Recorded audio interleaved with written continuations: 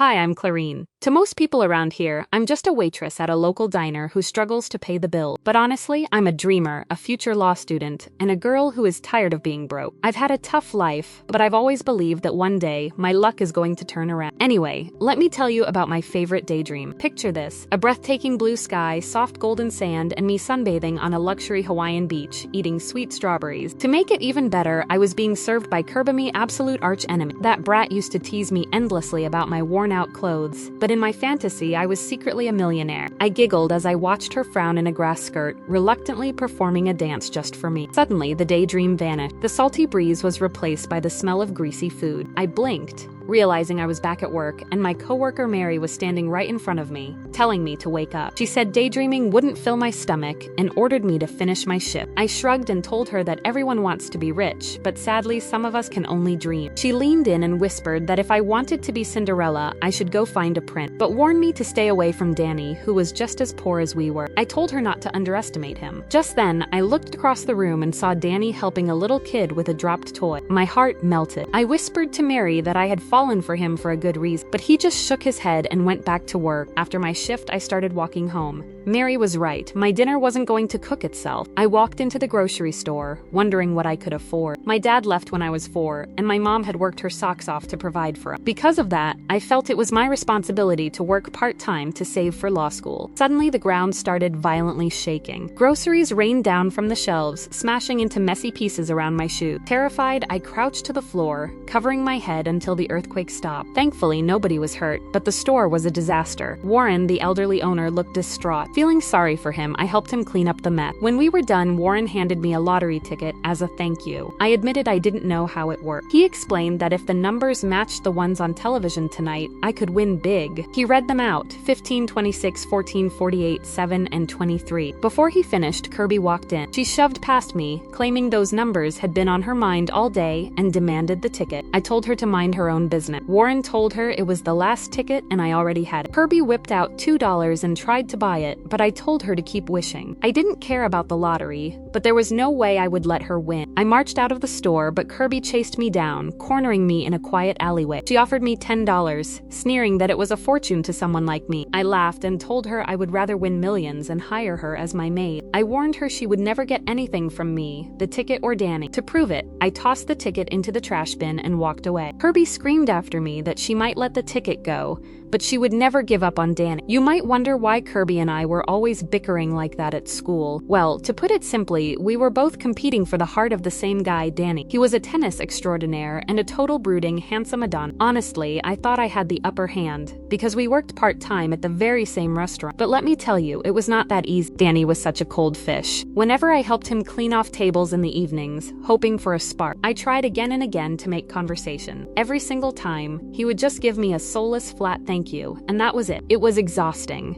Later that evening, I was standing in my small kitchen cooking dinner, listening to the sizzle of food in the pan. I started daydreaming again, thinking that if only I could build him his very own professional tennis court, maybe he would finally change his distant attitude toward me. But of course, a grand gesture like that was completely impossible for a poor girl like me, unless I somehow hit the lottery jackpot. I smirked to myself at the silly thought as I stirred the food, looking up at the small television screen broadcasting the nightly lottery show. The female host on the screen announced that the lucky numbers for the day were 48, 7, and 15. I laughed softly to myself while cooking, wondering if I should add winning the lottery to my endless daydream list. But then, the host raised her voice to a slightly higher pitch as the screen displayed the next numbers, which were 26 and 14. I froze, stopping my cooking entirely to watch the screen carefully. My heart started beating a little faster. I wondered if it was just my imagination, or if those exact numbers sounded incredibly familiar. I shook my head, thinking there was no way it could be true. Then, the host became completely excited and yelled that the final mega ball was 23, adding that anyone with all 6 matching numbers had just won over $20 million.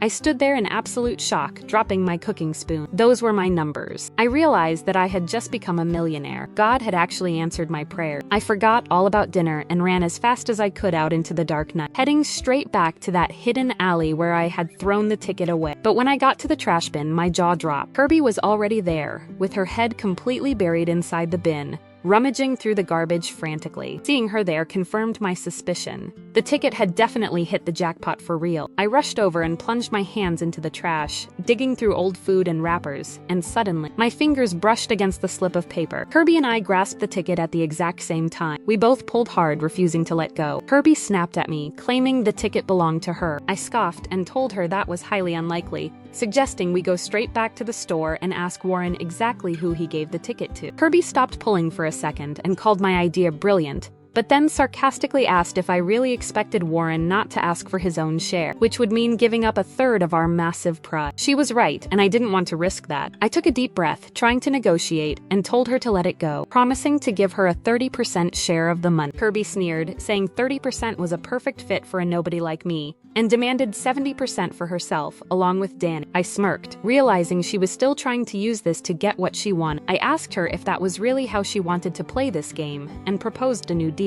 Whoever managed to win Danny's heart would get the bigger 70% share of the jackpot. Kirby looked absolutely fuming, but completely determined as she agreed to the deal. The next morning, we met up behind the school near the dense green bushes. To make sure neither of us could steal the ticket, we agreed to lock it inside a small trunk that required 2 separate padlocks. Each of us kept exactly 1 key, meaning the trunk could only be opened if we were both present. We buried the chest deep in the dirt beneath the bushes. As we brushed the dirt off our hands, I knew the secret race between us had officially started. Kirby wasted absolutely no time at all. Later that noon in the crowded cafeteria, she brought Danny the most extravagant lunches you could imagine, trying to impress him with expensive meals. But Danny kept up his usual ice-cold exterior. He barely even acknowledged her presence, leaving her standing there looking quite foolish, which secretly made me feel much better about my chances. Seeing Kirby's flashy lunches fail made me realize that I needed a much more delicate approach. During our next shift at the restaurant, I convinced Mary to organize a little team-building game for the staff. We all gathered around a big round table, each holding a small whiteboard and a mark, while Mary stood at the head acting as the host,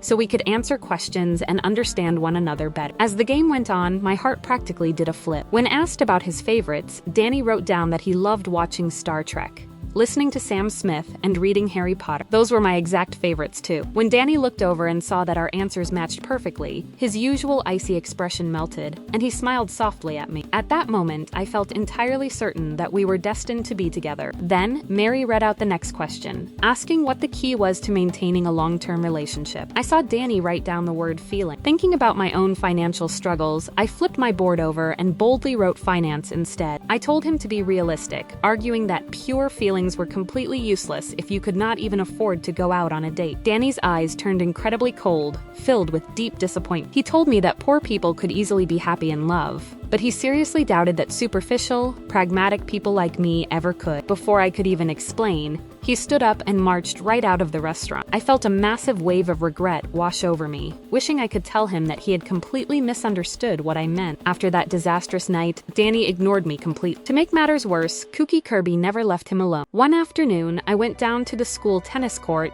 and saw that she had actually brought the entire cheerleading squad with her. They were performing a ridiculous, loud routine on the sidelines while Danny was practicing, holding up giant signs with his name on them. I mean, seriously, who cheers like that on a quiet tennis court? It was clear that Kirby was going big, so I knew I had to step up my game immediately. I decided it was time to bust open my hard-earned college savings to buy him the best gifts and give myself a total makeover. I spent the entire next day at the shopping mall, buying Danny the most expensive gifts I could find, and giving myself a total makeover. I got my hair curled, my nails done, put on jewelry, and wore high heels. Walking out holding a bunch of luxury brand bags, I felt like a completely different person. This was the first time in my life I had ever spent my hard-earned money without checking the price tags first. It felt incredibly good, but at the same time, a tiny voice in my head made me feel kinda bad about blowing through my savings. Still, I brushed the guilt aside, reasoning that I could easily make it all up with the lottery money once I won Danny's heart. That afternoon, I cornered him at a quiet school corner and excitedly handed him the beautifully wrapped presents. He opened them with a completely indifferent look on his face. I smiled, telling him that I saw this luxury watch and immediately thought of him. I added that I had even met a professional tennis player at the mall who told me that this exact racket was the absolute best on the market, eagerly asking what he thought. Danny looked down at the items, his face twisting into an irritated frown. He pushed the presents right back into my hands, telling me that I was being completely crazy because all of this cost thousands of dollars, demanding to know why I was doing this. His harsh tone caught me off guard, but I gathered all my courage and decided to just confess. I told him that I really liked him, explaining that I hadn't been brave enough to say it before because I had nothing to my name. But soon my life would completely change, and I would be able to give him everything. Danny's eyes flared with annoyance, cutting me off before I could even finish. He snapped that he didn't need any of those things, calling me incredibly wasteful and superficial. He looked at me with deep disappointment, asking if I truly believed that money could buy anything, including feelings, and then he just walked away. I stood there totally bewildered, watching him leave as a wave of sadness washed over me. Why was he so mad at me? I thought he would notice that I had worked hard for all of this, and even made myself look prettier for him. Okay, maybe he didn't like my gifts, but was it really so bad that I wanted to be a little generous to myself now that I had a winning ticket? Things got even worse during my night shift at the restaurant. The moment I arrived, I saw that Kirby had actually booked out the entire place just so she and Danny could have a private dinner together. Seeing her acting all lovey-dovey with him made my stomach turn. I stormed off, letting out a heavy sigh, mentally telling Kirby that she won and that I was officially giving up. Later that evening, I walked into Warren's grocery store, feeling completely annoyed. I marched down the aisles, tossing pet treats into my basket while Warren watched me from the counter. Absolutely nothing was going the way I wanted, not my luck, not my money, and definitely not my man. I decided right then and there that I was perfectly fine with just the 30% share God gave me. I was completely done chasing anyone. Later that night, I went down to a quiet corner of the park and hung up some bright fairy lights. Honestly, I felt like only my stray animal friends truly understood. I started pouring out the food, calling for muffin, brownie, and Oreo, but then I noticed cupcake was missing. I looked around and spotted Danny standing nearby, gently hugging the cat in his arm. He noticed me and asked if I was looking for him. Still annoyed about earlier, I snapped at him to let the cat go, bitterly adding that this wasteful, superficial girl needed to make sure the poor thing wasn't starving. Danny didn't get mad. He just walked over, placed cupcake next to me, and sat down, noting that I must be the one who fed them every day. I sat down, totally sulky, and told him to go back to his date with Kirby, muttering that I was just a materialist who thought money solved everything. Danny sighed and genuinely apologized for how he had acted. He explained that at home he was constantly surrounded by people who only cared about money, which was why he hated that lifestyle. I laughed, jokingly asking why he was talking like he came from wealth. Danny looked at me seriously and admitted that he actually did, revealing that his parents were the presidents of Sunland Corporation. I gasped in absolute shock, asking if he meant the biggest furniture corporation in the city. It was unbelievable. I demanded to know why on earth he was working part-time at a diner. Danny explained that he wanted to earn his own money, and that an independent life suited him much better. I told him he was silly, asking why he would struggle if he didn't have to. I confessed that if I were in his shoes, my life would be different. I would make sure my mom never had to work again. I could attend any expensive law school, and comfortably care for all the stray animals. Surprisingly, Danny didn't look at me with cold eyes this time. Instead, he listened patiently and gave me the sweetest smile. He leaned in closer, looking straight into my eyes, and softly murmured that money could buy all those things, but it could never buy love. My cheeks instantly turned bright red. Feeling awkward, I looked away and asked if any of Kirby's grand gestures had impressed him. Danny just laughed and confessed that he preferred the cat. Our talk in the park confirmed that there was still a real chance for me. Kirby's only advantage was her wealth, but since Danny didn't care about money, we were totally even. The next afternoon, I went to the school tennis courts where Danny was playing against a new guy. Kirby and I sat right next to each other on the audience bench. Without looking at her, I asked if that was the new student, noting that Danny had finally found a worthy opponent. Kirby's eyes were completely glued to the new guy. She murmured that his name was Finn, pointing out how sweetly he smiled whenever Danny caught up on a point. I paused, turning to her with a sly smile. I asked if she had really just called Danny someone's opponent,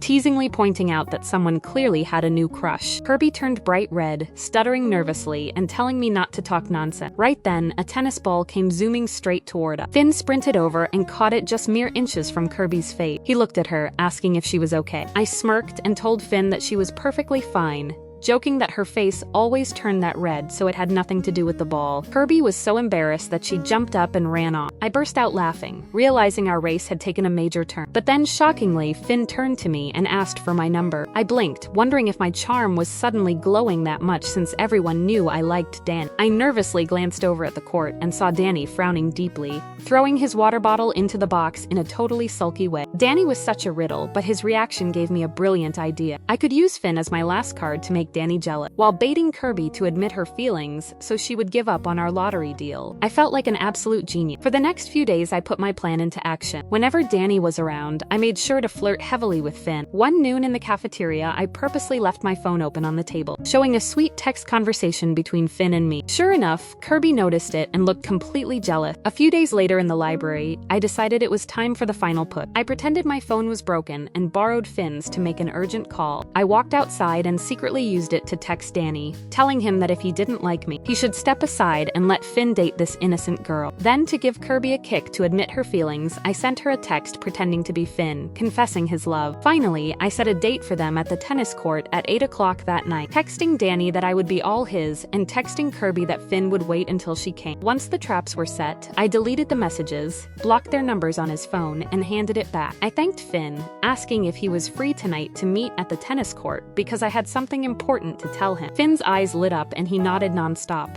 looking like he had just won a major tournament. That evening, I hid behind a large tree at the deserted court, watching Finn arrive early and excited. Soon, Kirby rushed in and pulled him into a tight hug. Finn was startled and confused. Kirby cried out that she loved him, but admitting it meant losing her big deal with me. Finn asked what deal she meant. Kirby quickly blurted out that we had actually won the lottery and made a pact to share, but added that money could never compare to him. Finn gasped in surprise, asking if we really won the lottery. I groaned, wondering why she had to mention the money. Right then, Danny burst out from the shadows, grabbed Finn's collar, and screamed, accusing him of two-timing both of us. I ran out to separate them, pretending to be naive, and asked Danny why he was there. Danny warned me that Finn was a jerk who was trying to date both me and Kirby. I calmly stated that I thought Finn was a nice guy, adding that since Danny never seemed to like me back, maybe Finn and I should give it a try. Kirby immediately cut in, protesting that Finn told her he liked her. Hearing that, Danny completely broke down. He grabbed my hands tightly, confessing that he liked me more than I knew. He asked if I was blind to all his hints, like always making excuses to walk home with me, and passionately added that his feelings were all about me. My eyes sparkled. He was an idiot for thinking those were clear hints, but my heart swelled with happiness. My plan had actually succeeded. Finn then hesitantly turned to Kirby,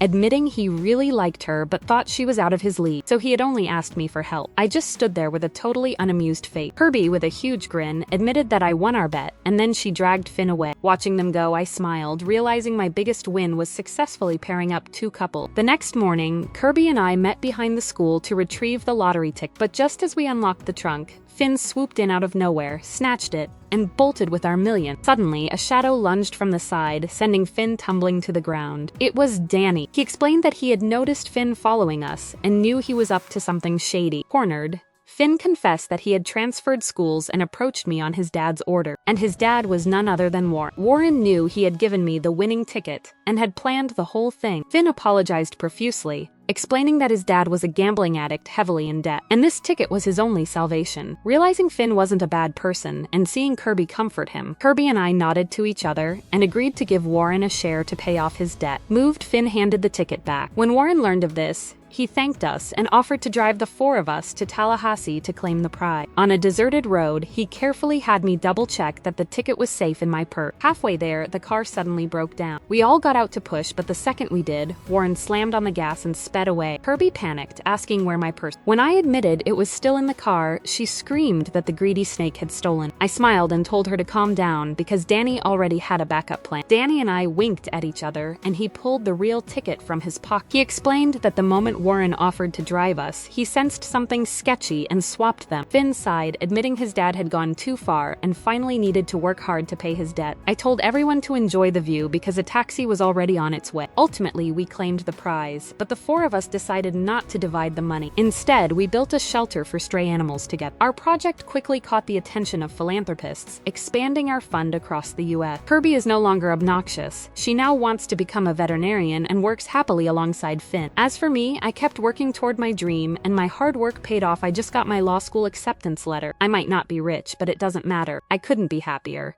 Danny walked over, gently rubbing the head of the puppy I was hugging, and we both smiled.